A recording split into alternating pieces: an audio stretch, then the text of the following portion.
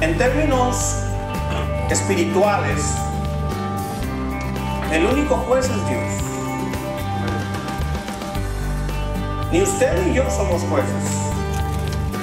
Y hoy vamos a aprender también cómo ese juez justo, perfecto y santo actúa. Porque esto nos da una idea de cómo nosotros también podemos actuar.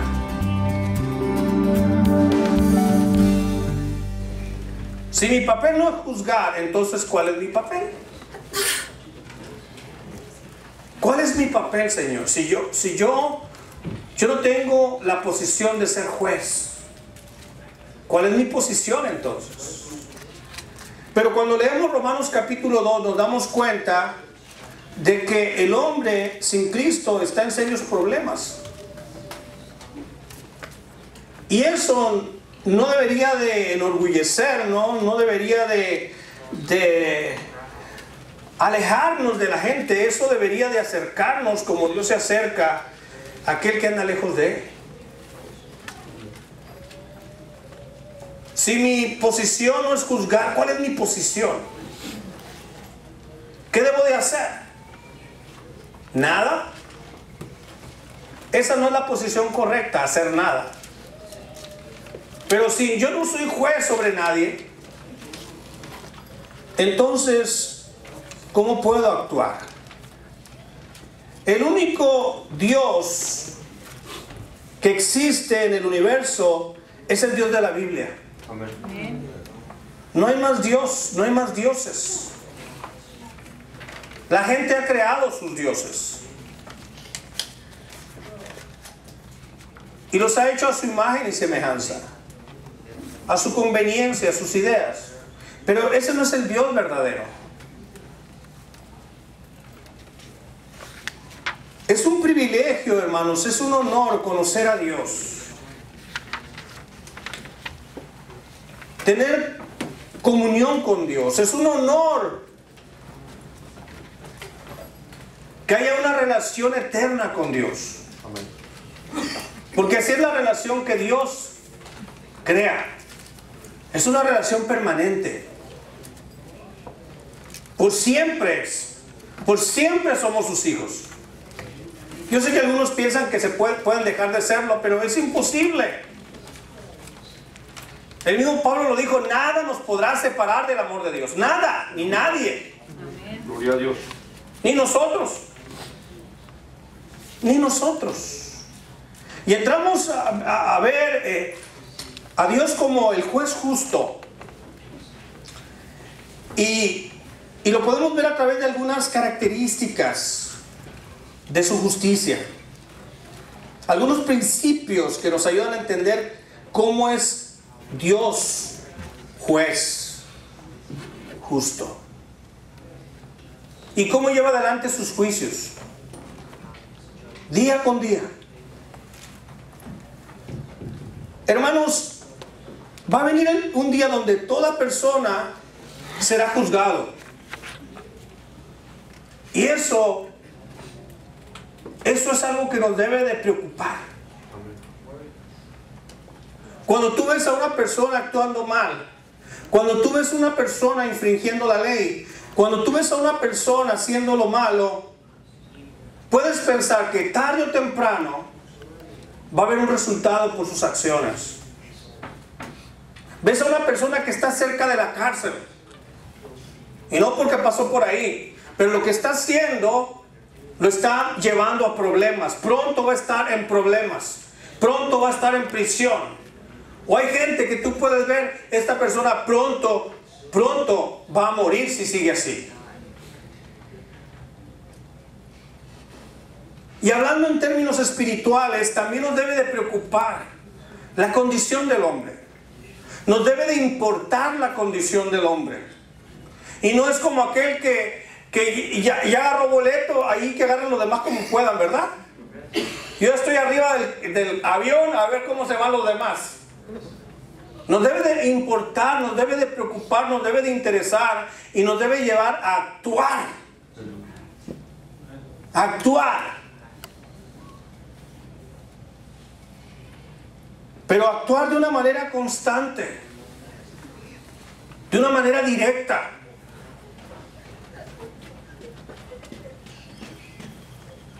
de una manera activa. Vimos el primer principio la semana anterior, y este principio nos dice que el hombre está sin excusa, que no hay manera en que el hombre se pueda defender, no hay ninguna excusa que el hombre pueda crear que le pueda valer. Así que dice Pablo a los romanos: hombre, tú quien quiera que seas un moralista, sea un religioso o seas un ateo, quien quiera que seas, eres inexcusable. No hay excusa. Romanos capítulo 2, vamos a ir por favor, y vamos a ver el segundo principio que nos va a ayudar a entender la justicia de Dios y cómo nosotros podemos ser proactivos. Y el segundo principio es que el juicio de Dios es según verdad. Dios no nos inventa nada. Dios no nos pone un 4, como dicen. Dios no nos pone una trampa para que caigamos. Dios no nos engaña. Como cuando engañamos a los niños diciéndoles adivinanzas. Yo les decía a los niños, a mis hijos: ¿quién se sube primero a un árbol? ¿Un chango o un elefante? Y ellos bien inteligentes decían rápido: un chango. Y yo les decía: no, un elefante. ¿Por qué? Porque el chango del que hablo está muerto. Entonces no se puede subir al árbol. La trampa, ahí va la trampa. Dios nunca usa las letras chiquitas para juzgarnos. Esas que no se leen, esas que nadie ve. El juicio de Dios es según verdad.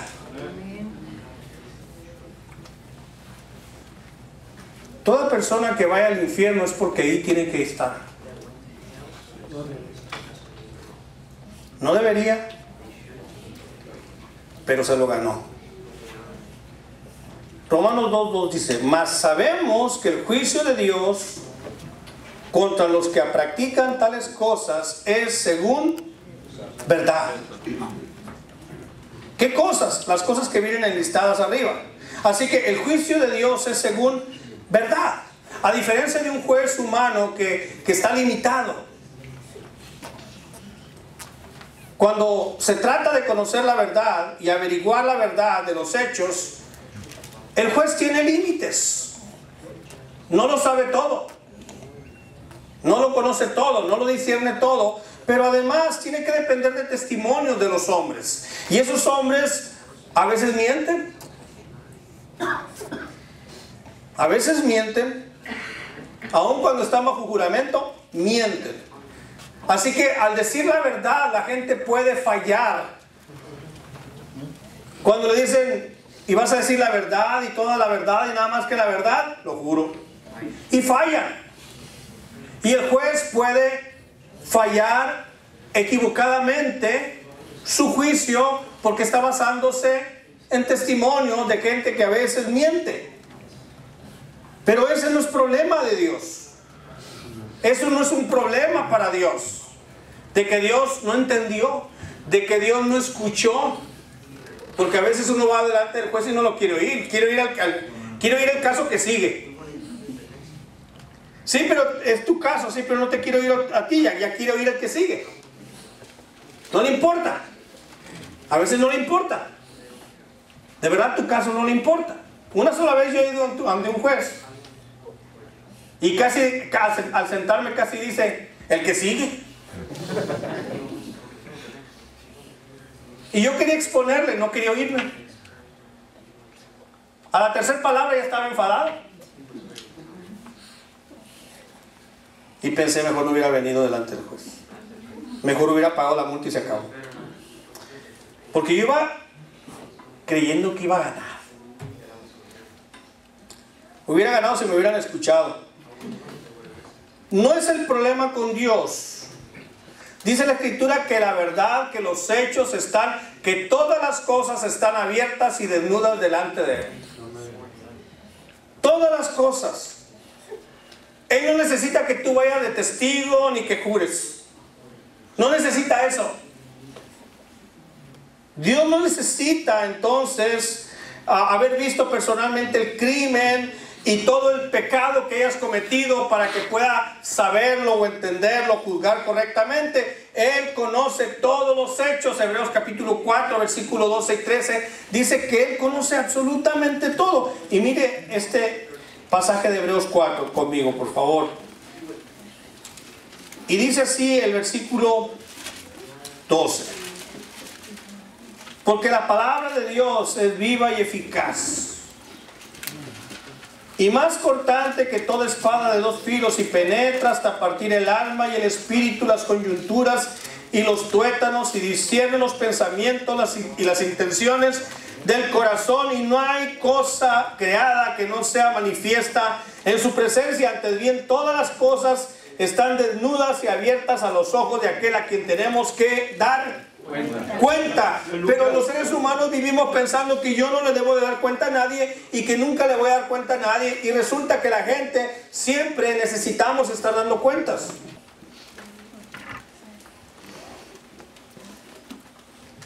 Él conoce todos los hechos. Jamás trata un caso mal de una persona. Podemos estar absolutamente seguros, mi hermano y amigo, de que Dios juzga cada cosa de acuerdo a la verdad. Siempre. Y ese es el problema que yo tengo, que yo no soy capaz de juzgar así. Por lo tanto, vale más que no juzgue. Y usted tampoco tiene esa capacidad que tiene Dios. Por lo tanto, lo mejor que puede hacer es no juzgar. La palabra juzga. Dios juzga a través de su palabra, porque es según verdad. Es según verdad. Para eso Dios nos dio su palabra, sus mandamientos, sus preceptos, sus ordenanzas, sus principios, para que vivamos a través de ellos.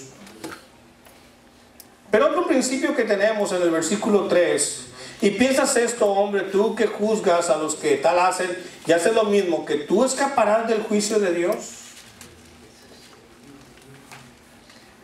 El tercer principio es que el juicio de Dios es inevitable. ¿Quién se va a escapar?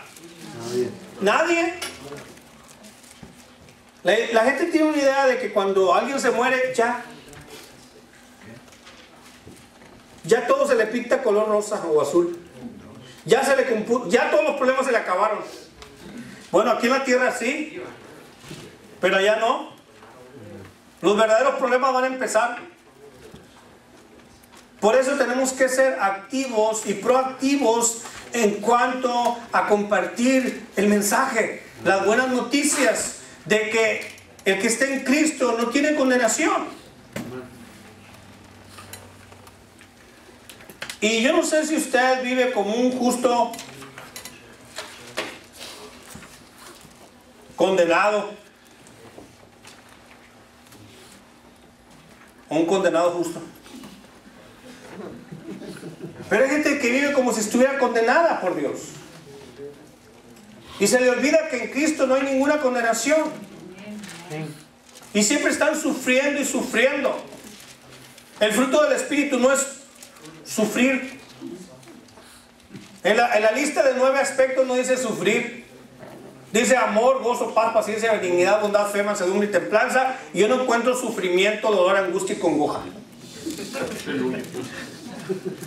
Y algunos así viven.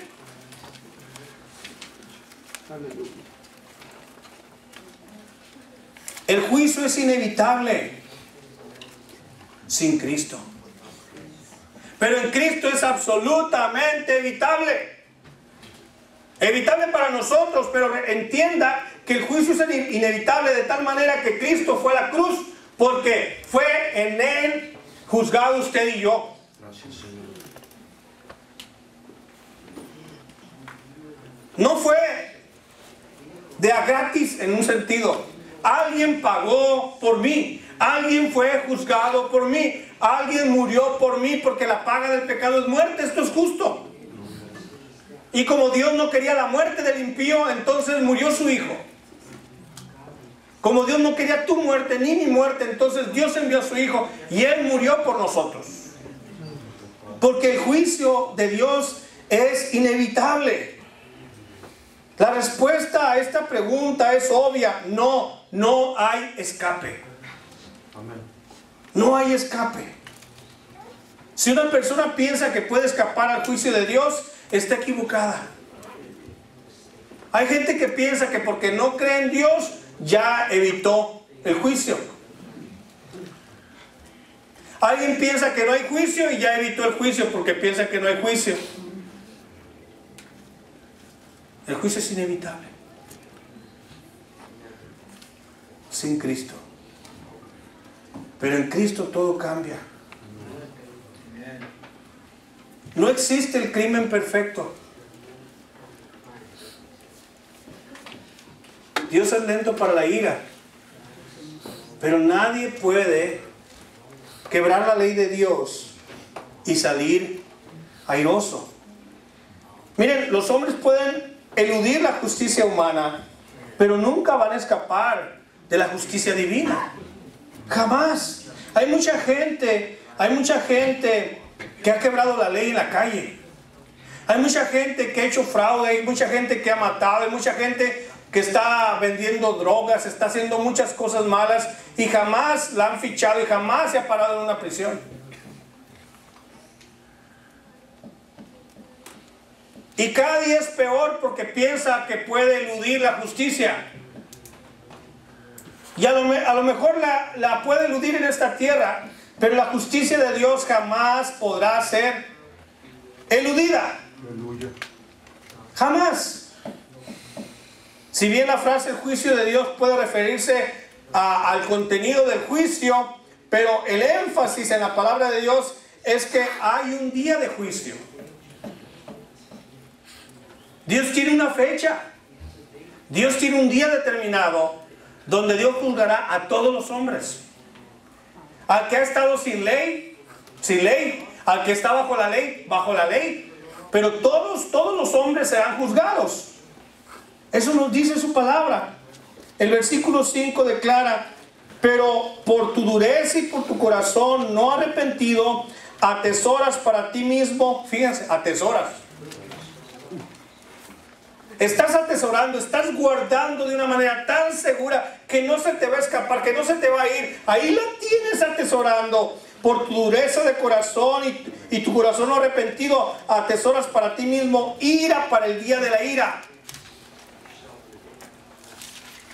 Porque hay un día, el día de la ira. Y de la revelación del justo juicio de Dios, el cual pagará a cada uno conforme a sus obras. Porque no están en Cristo. Y si no es según Cristo, es según sus obras. Pero resulta que por las obras nadie será justificado. Este es un problema.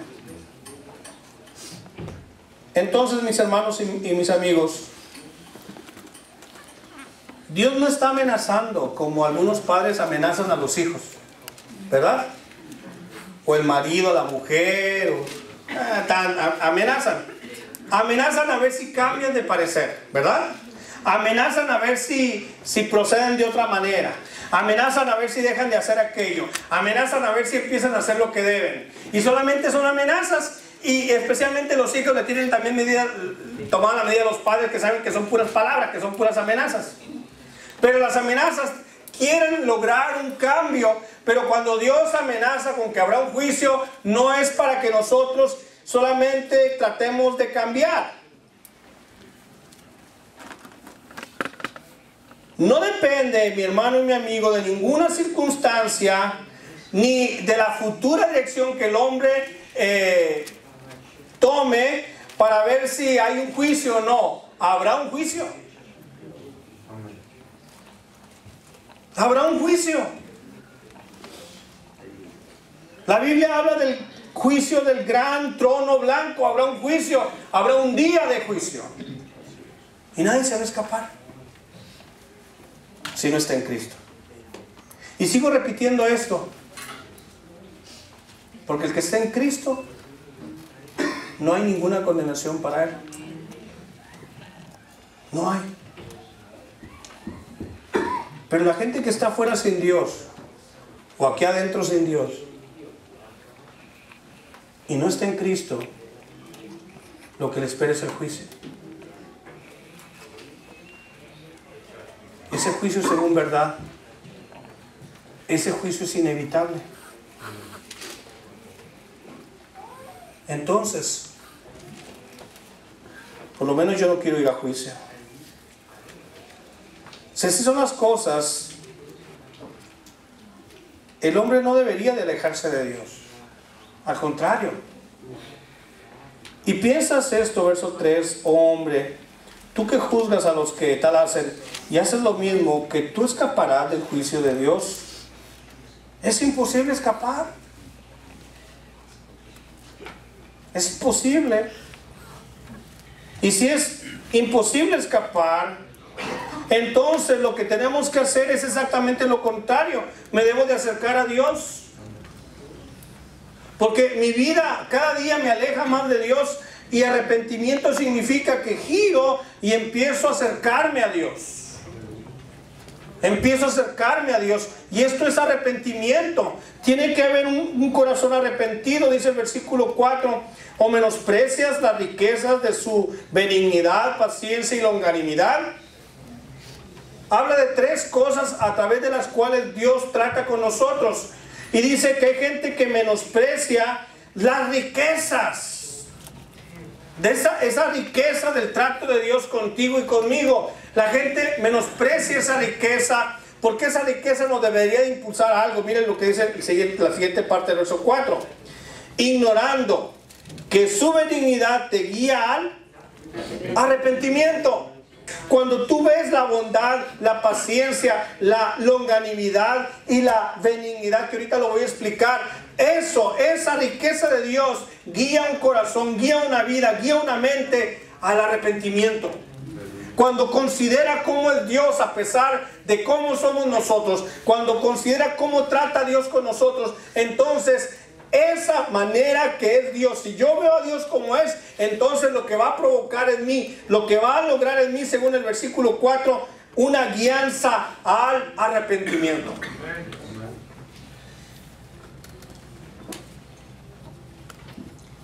Y eso es lo que pasó contigo. Lo hayas entendido o no, hayas conocido la teología o no, pero cuando vemos a un Dios paciente, bueno, cuando vemos el amor de Dios manifestado en la cruz del Calvario a través de Cristo, eso nos guía al arrepentimiento.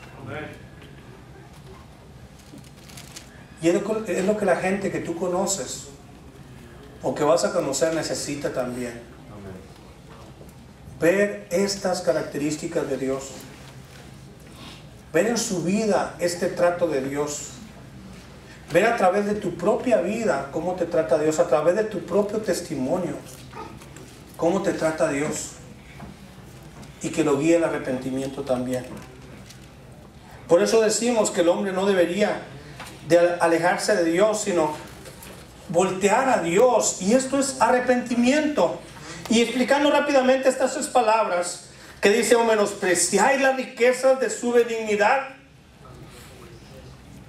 Benignidad podemos interpretarla como esa bondad de Dios, esa generosidad de Dios. Dios es generoso. Aleluya. No es como la gente que dices: me prestas $1 y te da $1 y a regañadientas. Pero la gente te da, cuando tú dices 1, te da 5, te da 10 y te dice: ¿necesitas más? No solamente esto, de verdad. Dios dice que da mucho más abundante de lo que pedimos o creemos. Porque Dios es bondadoso. Ese es el término que significa benigno. Dios es bondadoso, Dios es generoso. Gracias, Señor. Muy generoso.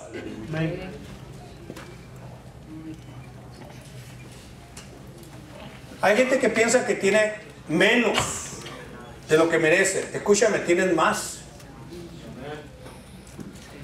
Porque Dios es generoso contigo. Yo soy generoso con la gente que te rodea. Estamos respirando, estamos viviendo, estamos comiendo, estamos durmiendo, estamos actuando, estamos aprendiendo, estamos cambiando en el mundo de Dios. Y Dios no nos cobra nada por estar aquí.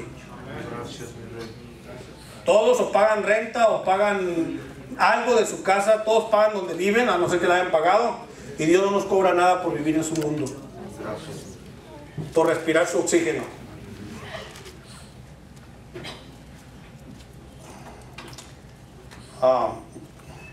Yo quiero registrar el oxígeno, el respirar, y todo el mundo me pague. Respirar, sería bueno, ¿verdad?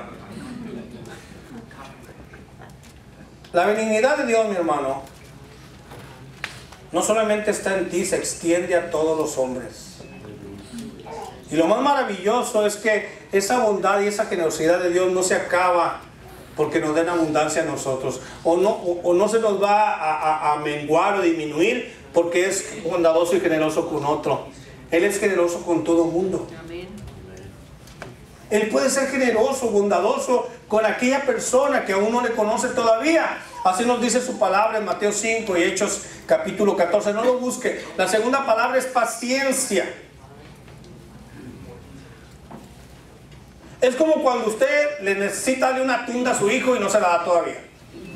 Se la está guardando, pero se la va a dar. Pero todavía no.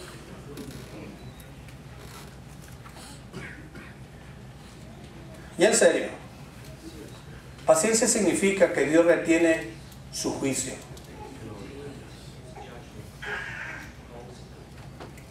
Dios no anda con un chicote todo el día detrás de nosotros.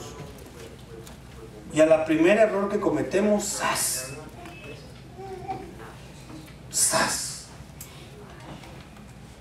Mi abuela tenía una cuarta. ¿Saben lo que es una cuarta? Es un tipo de chicote de metal. Son varias piezas de metal, depende, es para golpear al caballo. Y al final tiene baqueta, tiene cueros. Y eso es con lo que se le pega al animal para que corra. Pero hay gente, hermanos, que parece que vive con el chicote en la mano. ¿De verdad? Hay gente, a la primera cosa que tú haces o parece que haces, ya está criticándote. Ya está ofendiéndote, ya está juzgándote, ya está marcándote.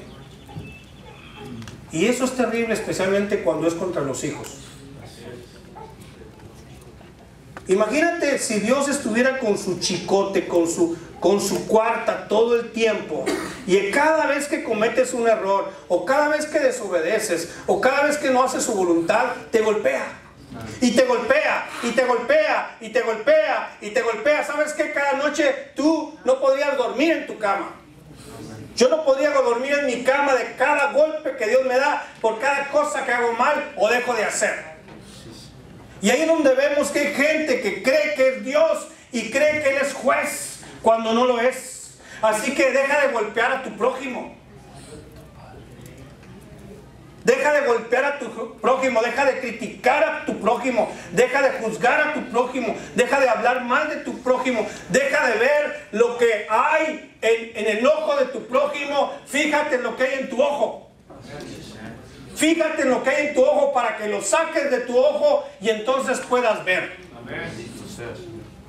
Pero mientras tú, miren, y además lo que está en nuestros ojos no nos permite ver lo que hay en los ojos en la gente extraña.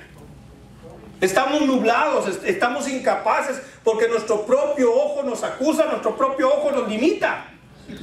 Y Jesús lo dijo claramente, porque eres la paja que está en el ojo de tu hermano y no es la viga. ¿Sabes lo que es la viga? Jesús era carpintero, pero era carpintero constructor. Bueno, yo creo que también hacía muebles, pero el tipo de carpintería que él construía. Y cuando hablamos de una viga, estamos hablando de algo que rebasa las 6 pulgadas o las 8 pulgadas. Eso es una viga.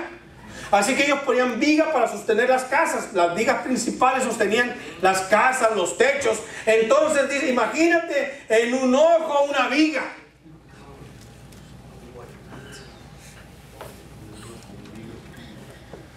Déjame decirte que aquel que se la lleva viendo la paja en el ojo ajeno es porque hay una viga en el de él.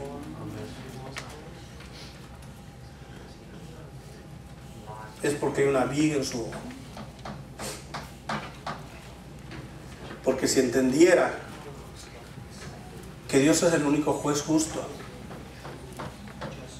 y que cuando nosotros nos ponemos a juzgar y acusar, nos sentamos en la misma silla de acusados.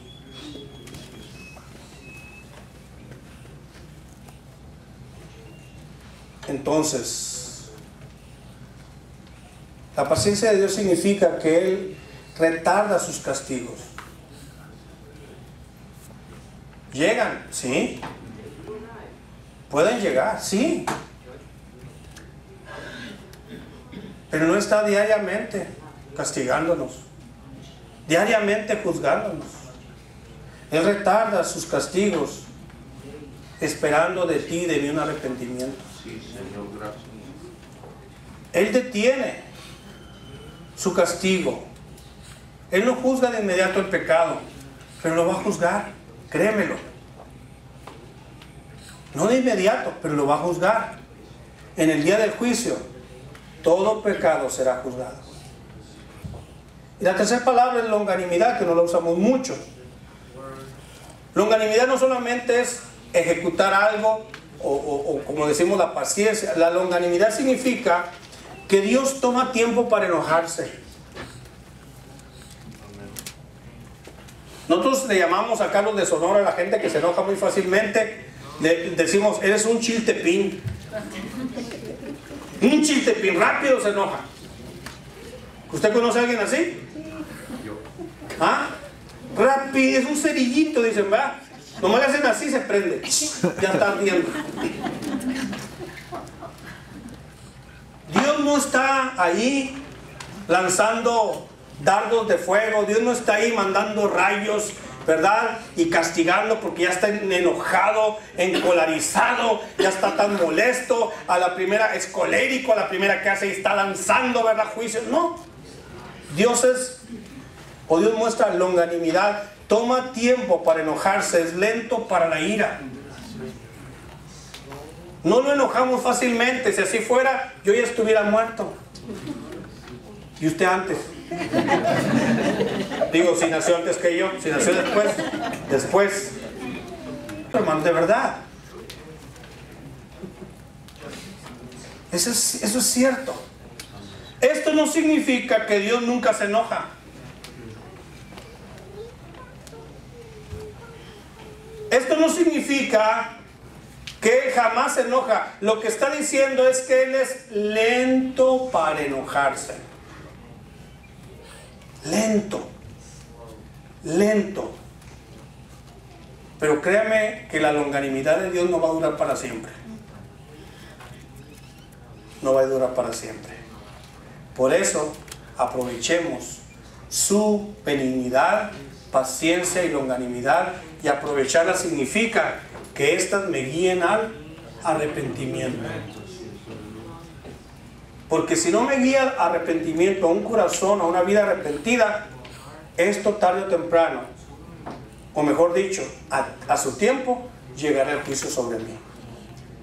Así que el hecho de que Dios sea bueno y paciente y sufrido, esto debería de llevarnos a nosotros al arrepentimiento. Y eso es lo que debería llevar a la gente que está ahí al arrepentimiento. Por eso tenemos que mostrarle cómo es Dios.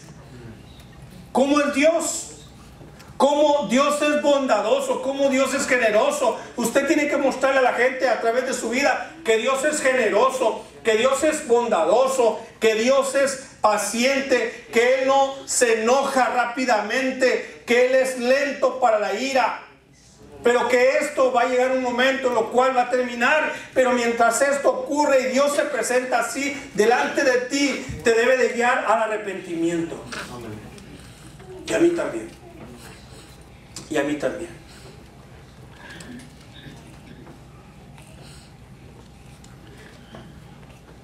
Dice su palabra que en lugar de eso los hombres desprecian a Dios, endurecen el corazón y se niegan a arrepentirse.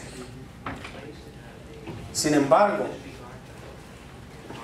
cuando un pecador se arrepiente,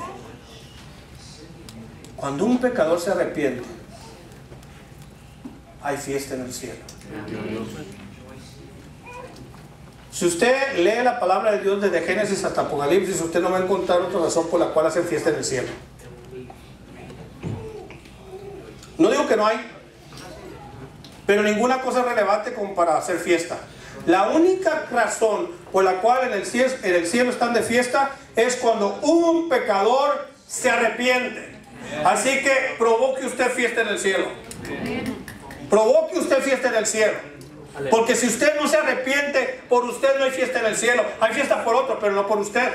Cuando usted guía a alguien a través del poder de Dios, a través del poder y la convicción que el Espíritu Santo da, cuando usted comparte el Evangelio y una persona se arrepiente, hay fiesta en el cielo. Amén.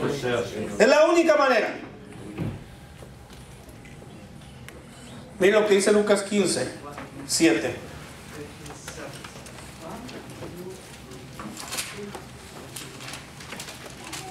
Lucas 15, 7. Os digo que así habrá más gozo en el cielo por un pecador que se arrepiente que por 99 justos que no necesitan arrepentimiento. Y luego vamos al verso 10, la parábola de la moneda perdida. Así os digo que hay gozo delante de los ángeles de Dios por un pecador que se arrepiente. Así que en el cielo se llevan de fiesta, ¿verdad? Cada vez que un pecador se arrepiente hay fiesta. Hay fiesta. Se la llevan de fiesta. Pero el único motivo no es el cumpleaños de San Pedro, no es el cumpleaños de Sansón, no es el cumpleaños de Adán, no es el cumpleaños de ninguno de estos, no por el matrimonio de nadie. La única razón por la cual hacen fiesta en el cielo es cuando un pecador se arrepiente. ¿Está buscando usted fiesta en el cielo? Amén. ¿Está produciendo fiesta en el cielo? ¿O lo quiere hacer? Concluimos.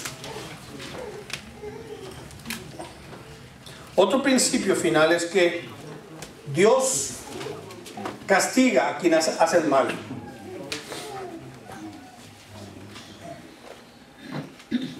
Porque si no es así, Dios no es justo. Y Dios premia o recompensa al que hace bien. Y quítese la idea de la salvación, porque este es regalo de Dios. Pero Dios tiene una manera de recompensar al que hace bien. A veces algunas cosas aquí en la tierra y otros las tiene ya reservadas. Pero también tiene castigo para el que hace mal. A veces aquí en la tierra y otras será ya en el juicio del gran trono blanco. Pero Dios siempre es justo. Terminamos con los versículos 7 al 10 que dicen así. Romanos 2. Y no lo voy a explicar, solamente lo voy a leer. Y dice, verso 6, el cual pagará cada uno conforme a sus obras. Aquí estamos hablando de un pago. La salvación no tiene que ver con pagos, es un regalo de Dios. Efesios 2 dice, no por obras para que nadie se gloríe. No es por obras para que nadie se gloríe. Así que la salvación ni se gana ni se merece. Se recibe como un regalo de Dios. Pero aquellos que vivimos en esta tierra, aquellos que tuvimos un pase por esta tierra, vamos a recibir castigo o recompensa algún día. ¿Cómo? Yo no lo sé. Es sorpresa. Pero dice la Biblia en el versículo 7, vida eterna a los que, perseverando en hacer bien, buscan gloria, honra e inmortalidad. Hermanos, hay gente que vive que parece que está buscando el infierno. De verdad, vive de tal manera que parece que está buscando el infierno, parece que está buscando la prisión, parece que está buscando el cementerio, parece que está buscando el castigo. Está viviendo, está buscando cosas que son castigo, no son bendición. Pero dice la Biblia en este versículo 7, vida eterna a los que perseverando en bien hacer, que no se cansan de hacer bien, como dice la Escritura, no se cansan de hacer bien, porque a su tiempo segaremos. A su tiempo segaremos, a su tiempo vamos a cosechar. Y hay gente que dice, ay no, yo no quiero cosechar lo que he sembrado. Me aterra. Bueno, depende de qué sembró, ¿verdad? Pero el que sembró cosa buena dice, sí. A su tiempo, al tiempo de Dios, al tiempo correcto, al tiempo que Él ha determinado, vamos a cegar, vamos a cegar. Nada se va a quedar perdido, todo se va a cegar. Dice, versículo 7, vida eterna a los que perseverando en hacer bien, buscan gloria, honra e inmortalidad. Así que el que busca honra, gloria e inmortalidad, actúa de cierta manera. ¿Verdad? Pero el que busca, verso 8, pero ira y enojo, son de los que están atesorando, ¿verdad? Ira y enojo. Los que están haciendo su morralito. Pero ira y enojo a los que son contenciosos y no obedecen a la verdad, sino que obedecen a la injusticia. Entonces, ¿por qué yo voy a tener esto? Porque esto es lo que me he buscado. Hay gente que la manera en que vive, la manera en que piensa, la manera en que actúa, están buscando ira y enojo. Verso 9. Tribulación y angustia sobre todo ser humano que hace lo malo. Al judío primeramente y también al griego. Al que hace lo malo, ¿qué está buscando el que hace lo malo? Tribulación y angustia. Una persona que está allá afuera haciendo lo malo, ¿sabe qué está buscando? Tribulación y angustia. Tribulación y angustia, y lo va a conseguir porque le echan muchas ganas. Ay, yo no sé por qué tengo problemas, porque te metes en ellos. Ay, yo no sé por qué se enoja conmigo, porque siempre hablan mal de la gente. Ay, es lo que nos estamos buscando. Siembras maíz y vas a sacar elotitos. Porque eso es lo que hemos sembrado. Así que gente que va a conseguir, dice el versículo 8, ira y enojo, porque son contenciosos y no obedecen a la verdad, sino que obedecen a la injusticia. Verso 9, tribulación y angustia sobre todo ser humano que hace lo malo, al judío primeramente y también al griego, pero gloria y honra y paz a todo el que hace lo bueno, al judío primeramente y también al griego. El que hace lo bueno busca gloria, honra y paz. Aleluya. Y si no la consigue aquí, la va a conseguir allá. Porque Dios promete pagar a cada uno. Y otra vez, no tiene que ver con salvación. Tiene que ver con premios.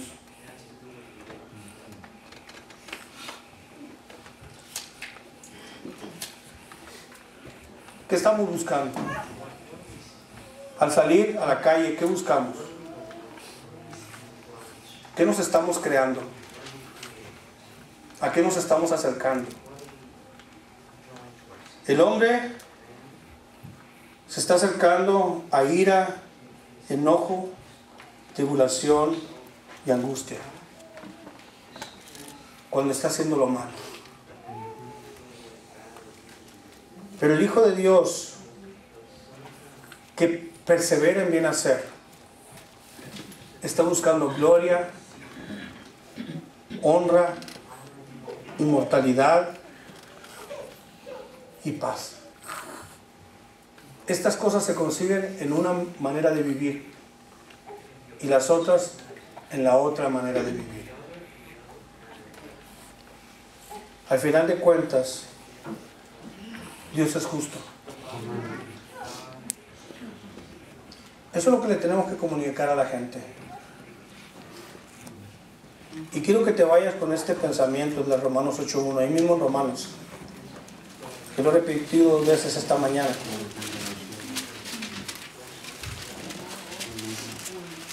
Hay un mejor camino, hay un camino más perfecto, hay un camino más corto. Cristo.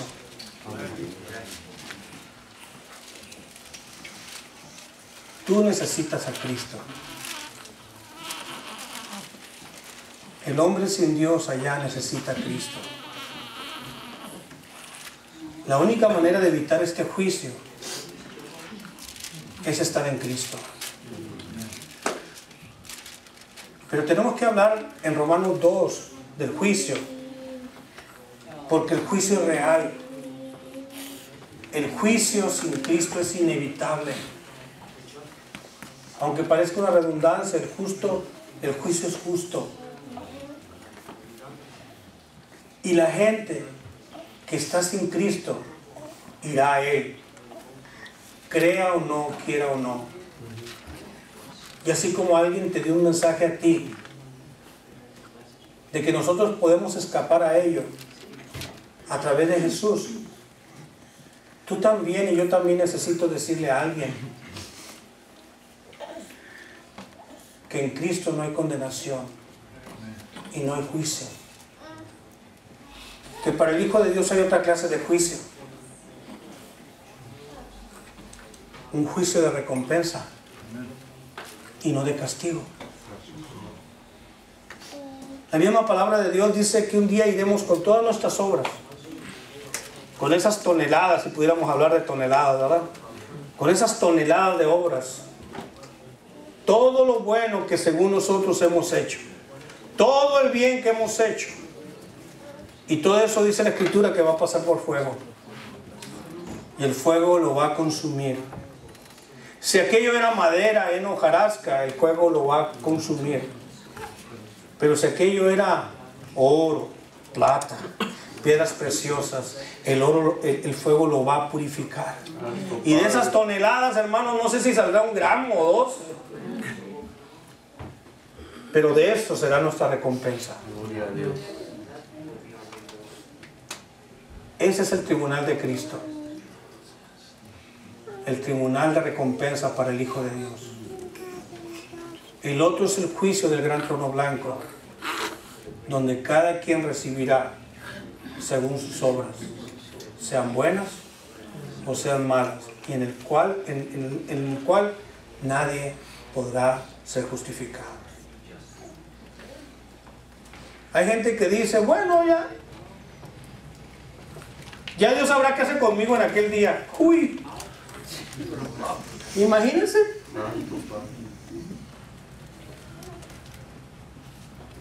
Hoy día podemos saber, y el hombre de alguna manera sabe a dónde va. ¿A dónde va? Hay un mensaje que tenemos que compartir.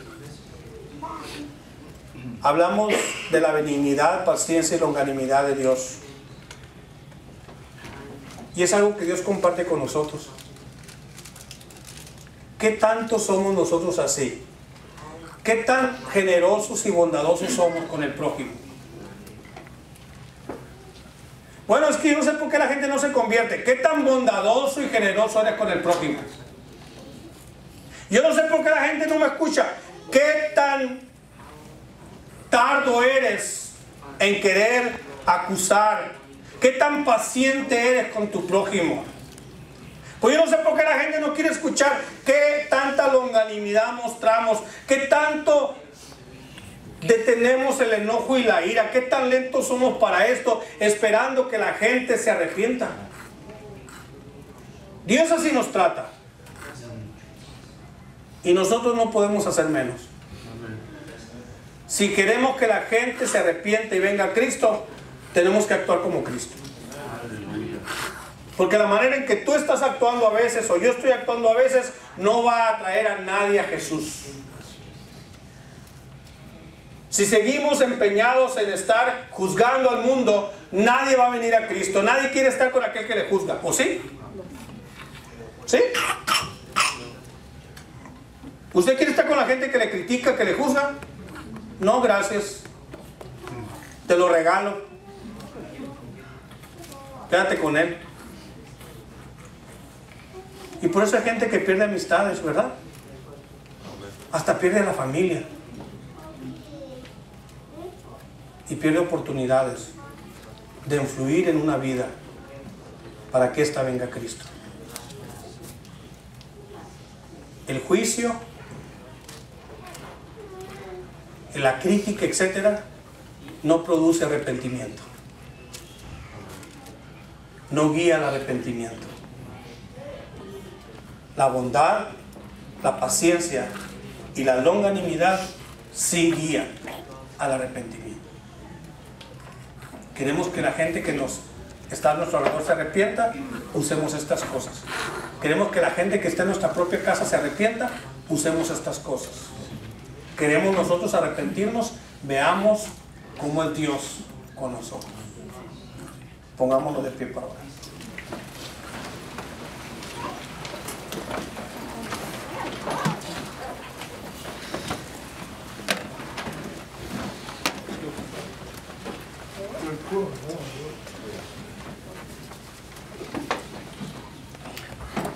Cierra tus ojos, hermano. Todo lo dicho no sirve de nada si no tomamos decisiones. ¿De verdad? Si yo no hago nada con lo que escucho,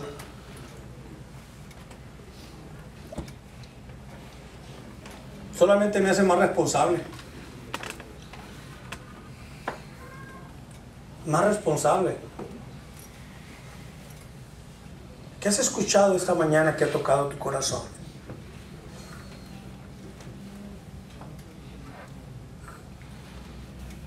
Estamos actuando, hermanos, de una manera que la gente que está a nuestro alrededor se pueda arrepentir. Estamos comunicando a través de nuestra vida y a través de nuestras palabras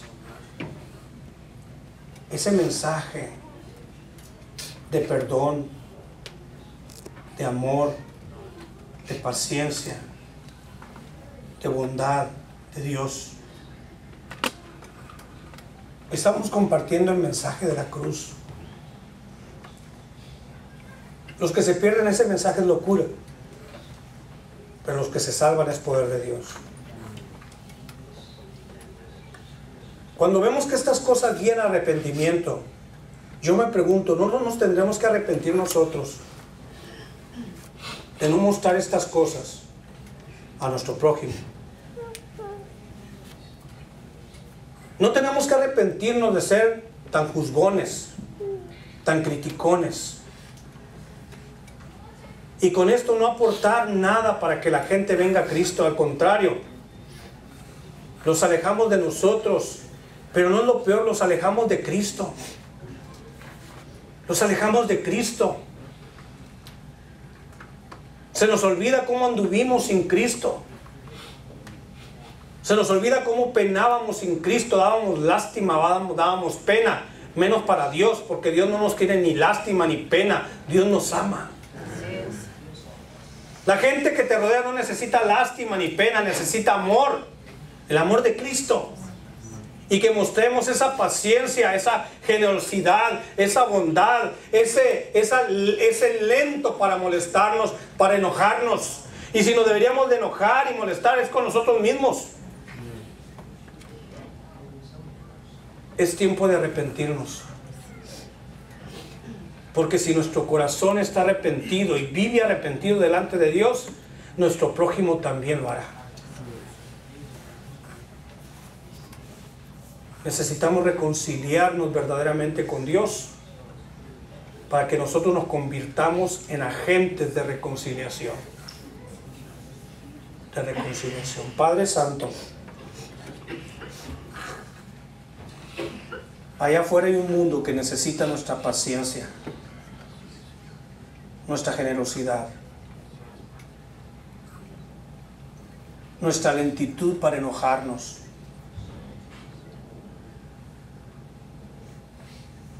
Lo necesita de ti primeramente y lo necesita mostrar de nosotros en nuestro trato. Hasta en nuestra casa se ocupan esas cosas, Señor. Perdónanos si nuestra manera de actuar, de hablar, lejos de acercar a ti a la gente, la ha alejado. Perdónanos, Señor, si no hemos mostrado en nuestra vida, en nuestro andar y en nuestro carácter cómo eres tú realmente. No te hemos mostrado cómo eres realmente, pero es tiempo de hacerlo, Señor.